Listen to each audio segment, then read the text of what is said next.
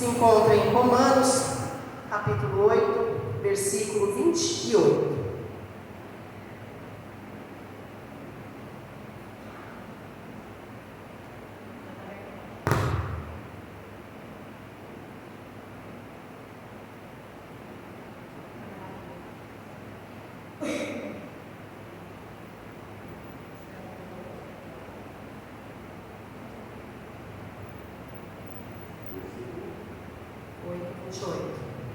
Romanos 8, 28.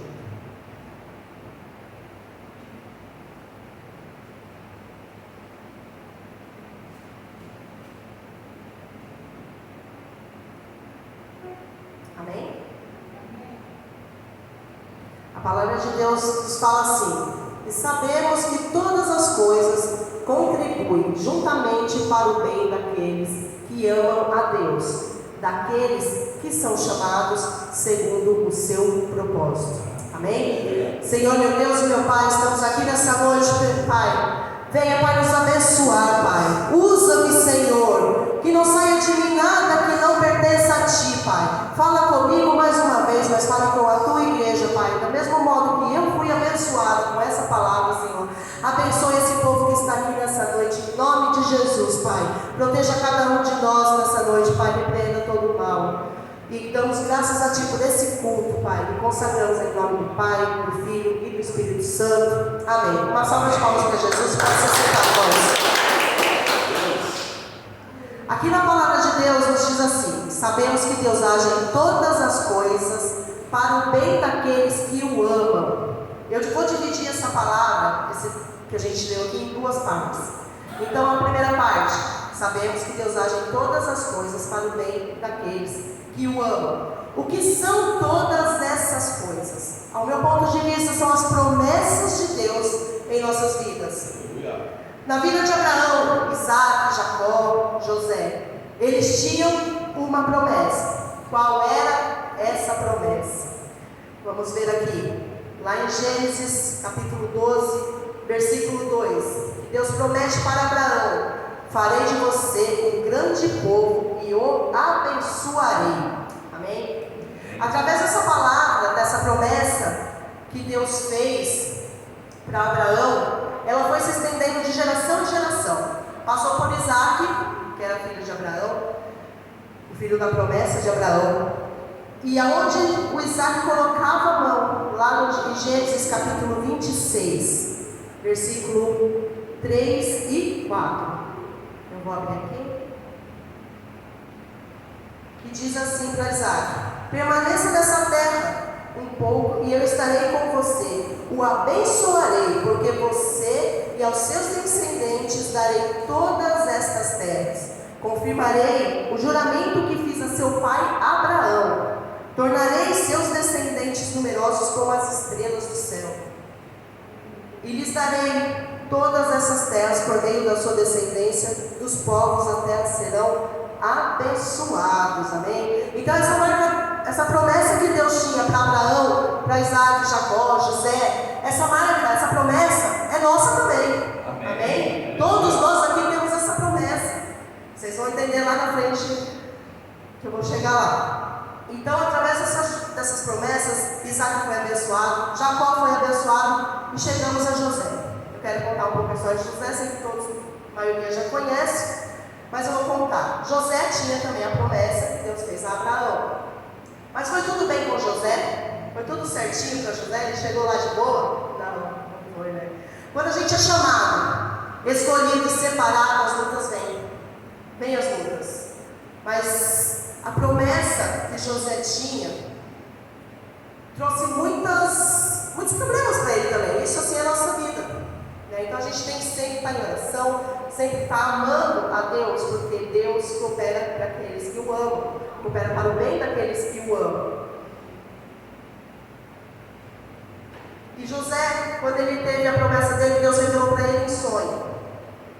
E nesse dia ele foi lá e falou com os irmãos o que atraiu mais inveja para ele. Por quê? Porque José já era filho do milagre.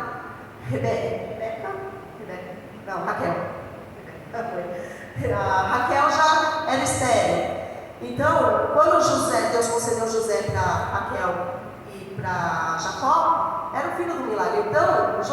Jacó já amava ele a mais, dava a melhor túnica para ele, carinho, atenção era mais de José. E os irmãos tinham ciúmes daquilo.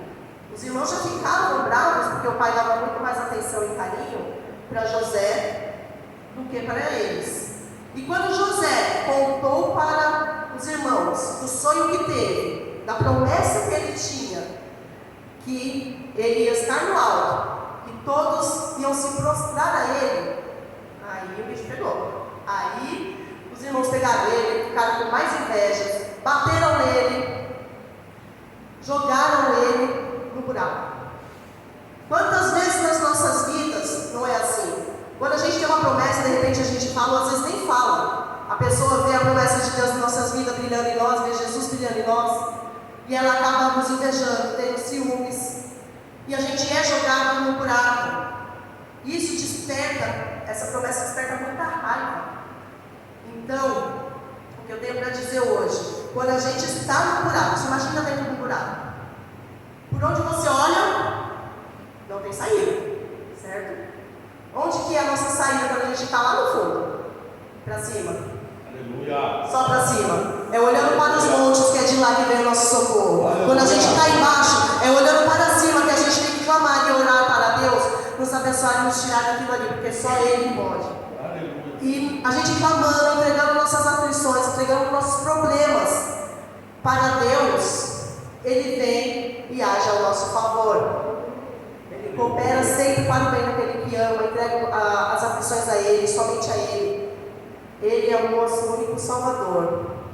Então, irmãos, aí José vem naquele buraco. Imagina o desespero de José naquele buraco. Senhor, meu Deus, eu estou aqui agora, vou morrer aqui nesse buraco? Né? Porque ele não sabia. E mesmo assim, dentro do buraco, ele não deixou de amar a Deus.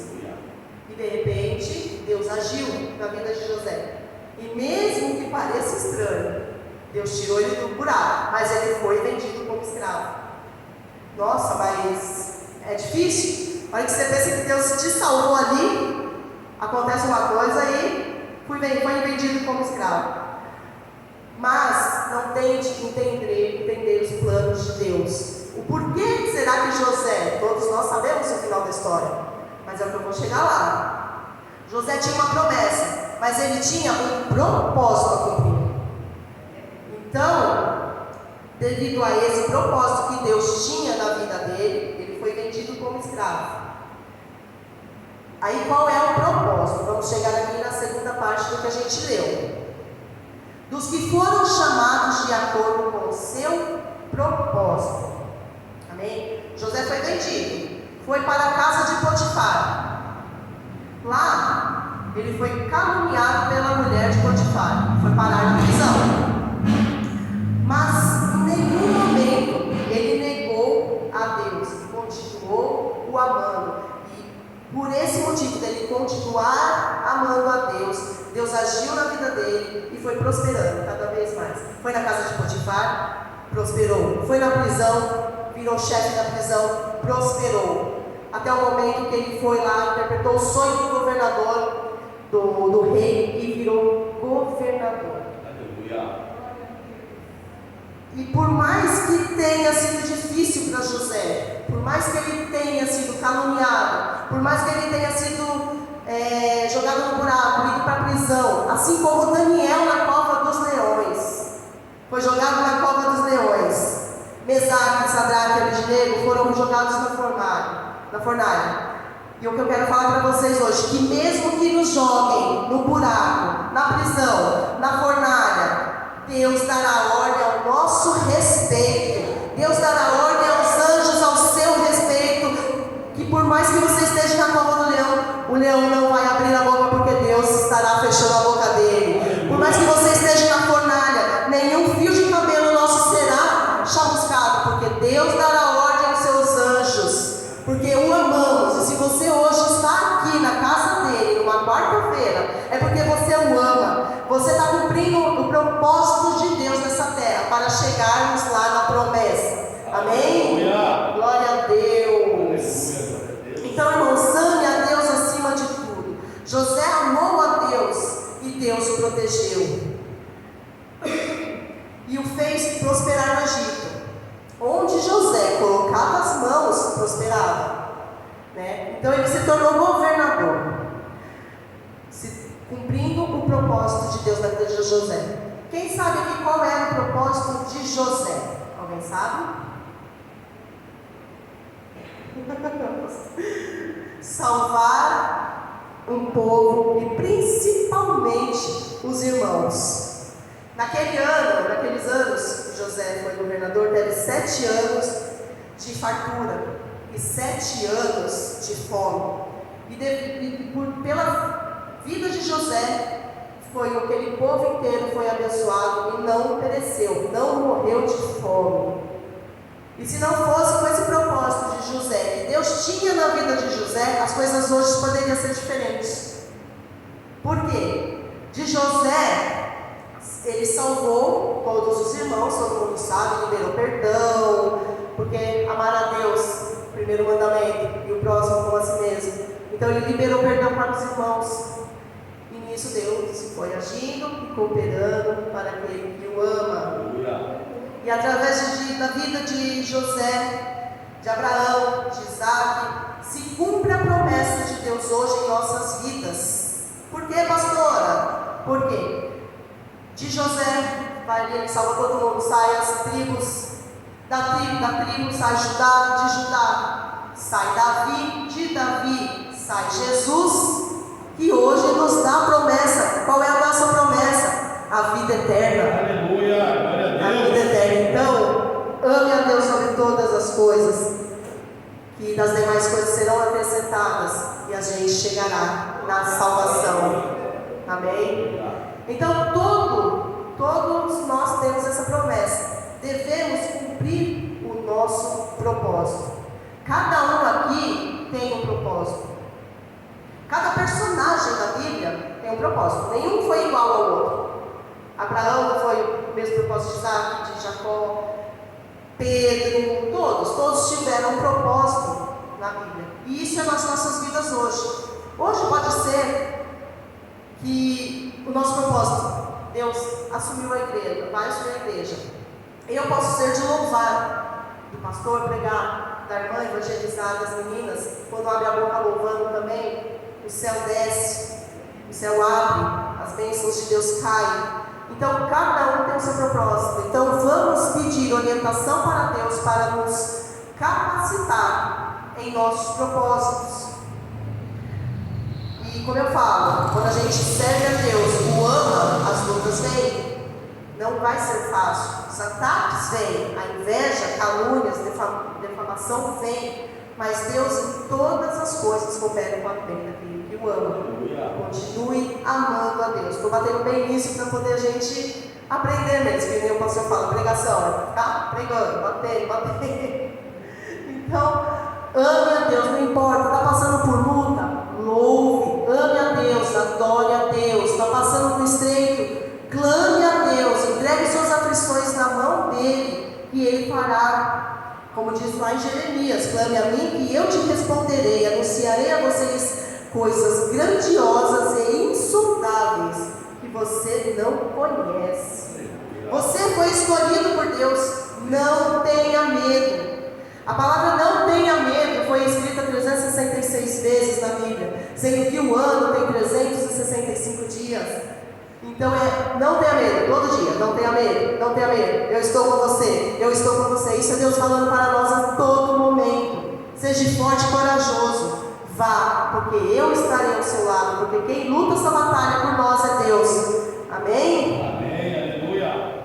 E quando Deus nos escolheu, isso é maravilhoso, Ele já sabia dos nossos erros, dos nossos medos, das nossas fraquezas, das nossas incertezas. Senhor meu Deus, será que eu consigo?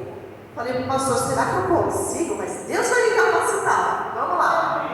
Glória a Deus.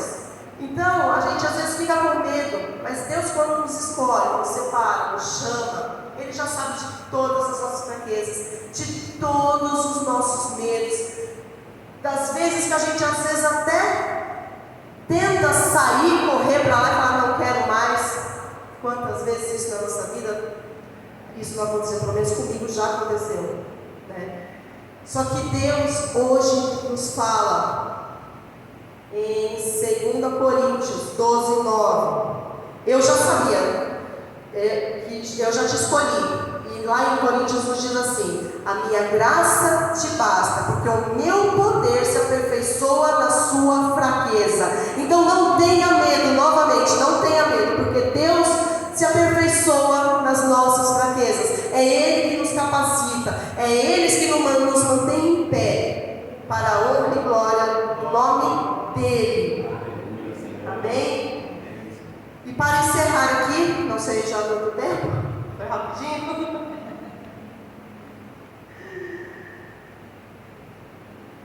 Vou estar lendo aqui Romanos, capítulo 37, 38 e 39. E nos diz assim: mas em todas as coisas somos mais que vencedores, por meio daquele que nos amou.